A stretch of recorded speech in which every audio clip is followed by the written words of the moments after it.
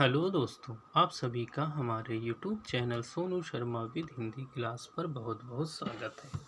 आप हमारे साथ सोनू शर्मा के साथ हिंदी क्लास जो है वो पढ़ रहे हैं, जिसमें हम लोग आज समास के विषय में पहली क्लास आप लोगों ने देखी, उसमें समास के प्रकार बताए गए थे।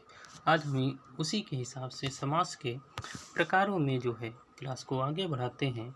और पहली क्लास ये समाज में पहला समास जो है वह अव्ययीभाव समास है। इस अव्ययीभाव समास के विषय में हम लोग संपूर्ण जानकारी आज लोग इसके विषय में पढ़ेंगे।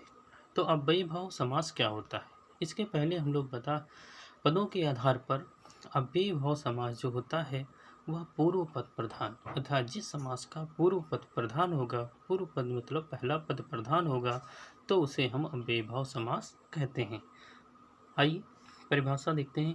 जिस समासिक पद का पहला पद प्रधान हो, मतलब जिस समासिक पद का पहला पद प्रधान हो और प्रधानता का कारण क्या हो, अव्यय हो, और प्रधानता का कारण यह होना चाहिए हो अव्यय है, तो उसे हम लोग समासिक पद को अव्यय हो व प्रधानता का कारण जो है अव्यय हो, वह समासिक पद अव्यय हो, तो उसे क्या कहते हैं, उसे अव्ययीभाव समास कहते हैं। तो उसे क्या कहेंगे, उसे अव्ययीभाव समास कहते हैं। मतलब जिस समासिक पद का पहला पद प्रधान हो और प्रधानता का कारण जो है वह अव्यय हो, उसकी वह समासिक पद जो है वह अव्यय हो, तो उसे अव्ययीभाव समास कहते हैं।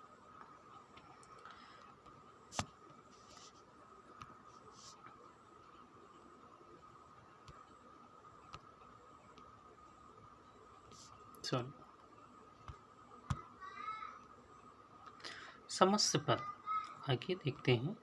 समस्य पद का पहला पद प्रधान तथा अव्यय होगा। समस्य पद जो बनेगा उसका पहला पद जो है वो प्रधान होगा और अव्यय होगा।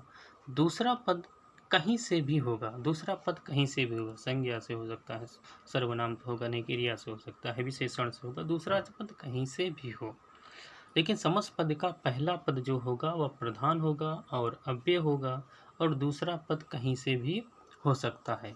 समासिक पद क्रिया विशेषण का कार्य करे और समासिक पद जो है वह क्रिया विशेषण का कार्य करे, तो वहाँ पर अव्ययीभाव समास होगा। ये उसकी दूसरी परिभाषा हम लोग समझ सकते हैं यहाँ से। ये उसकी दूसरी परिभाषा है कि समस्य पद का पहला पद जो प्रधान हो, अव्यय हो और दूसरा पद कहीं से भी हो सकता है, समासिक पद क्रिया विशेषण का कार्य करे, तो वहाँ पर अव्ययीभाव समास होता है। दूसरा पद कहीं से भी होने का मतलब चाहे वो संज्ञा हो सकता है, विशेषण हो सकता है, क्रिया हो सकती है आदि। जैसे कुछ उदाहरण दिए गए हैं। यथाशक्ति, प्रतिदिन, आमरण, यथासंभव, आजन्मदा, अनुरूप, भरपेट आदि, ये ऐसे समासिक पद हैं। जैसे भरसक, भरपूर, अभूतपूर्व, निर्भय, निर्विवाद, निर्विकार, प्रति, अनुकूल, ये सब क्या है, ये अव्यय शब्द हैं। इसमें चाहे अनु हो, चाहे प्रति हो, चाहे निर हो, चाहे भर हो, चाहे भर हो, आ हो, निर हो, भर हो, अनुरूप हो, आ हो, यथा हो, ये सब क्या है, ये शब्द जो हैं वो अव्यय हैं। ये प्रथम पद हैं और अव्यय हैं। इनके उत्तर पदों में जैसे यथा संभव में यथा जो है वह पूर्व पद है और संभव जो है वह उत्तर पद है। तो आजन्मा,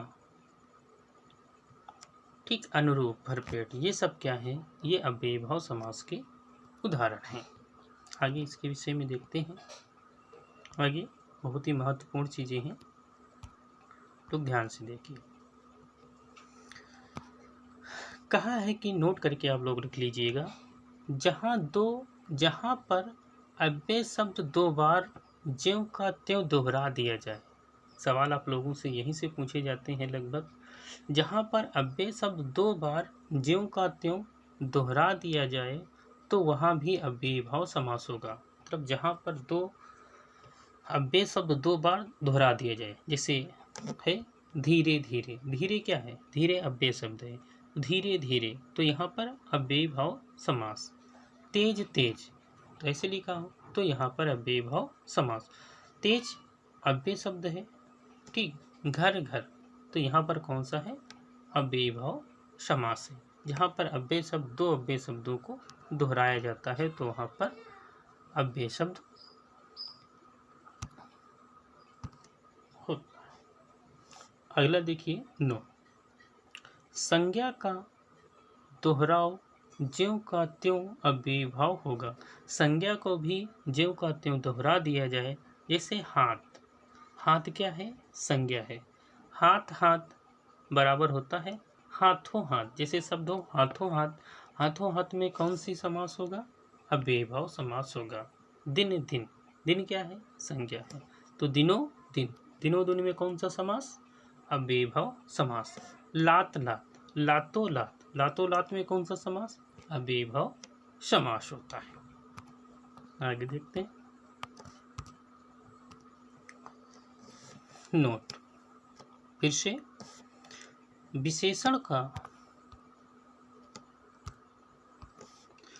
नोट, फिर विशेषण का दोहरा दिया जाए तो कर्मधारय समास होता है। अगर कहीं विशेषण हो, उस विशेषण को अगर दोहरा दिया जाए, वहाँ पर संज्ञा, महत्वपूर्ण चीज़ ये है कि ऊपर में बताया गया, अगर संज्ञा को आप लोग दोहराते हैं, संज्ञा को दोहराव होता है तो संज्ञा के दोहराव में हाथ हाथ, दिन दिन, लात लात, इनमें सब में जो है वह अव्ययी भाव समास होगा। लेकिन आगे अगर विशेषण का दोहराव हो, अगर विशेषण का दोहराव है तो समास बदल जाएगा।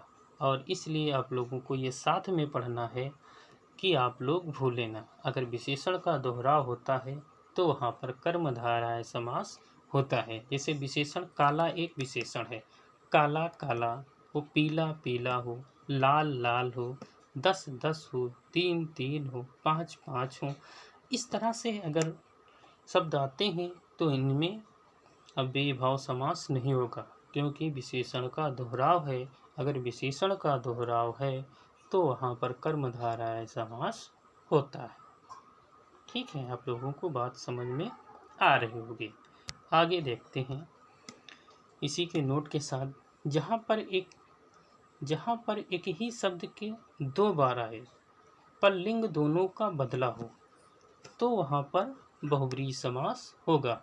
ठीक, इन सब में बड़ी समानता होने के कारण जो है इनको हम एक साथ पढ़ा रहे हैं। पढ़ तो हम अव्ययी भाव समास रहे हैं, लेकिन ये समझ लीजिए अपवाद के स्वरूप में आपसे पूछेगा कि इसमें कौन सी समास है, तो आप लोग ये बता दीजिएगा कि इसमें बहुब्रीहि समास है या फिर विशेषण के आने पर कर्मधारय समास होता है। इसलिए आपको एक साथ पढ़ाए जा रहे हैं। ठीक है, जैसे ही लिखा हो, आइए कि जहाँ पर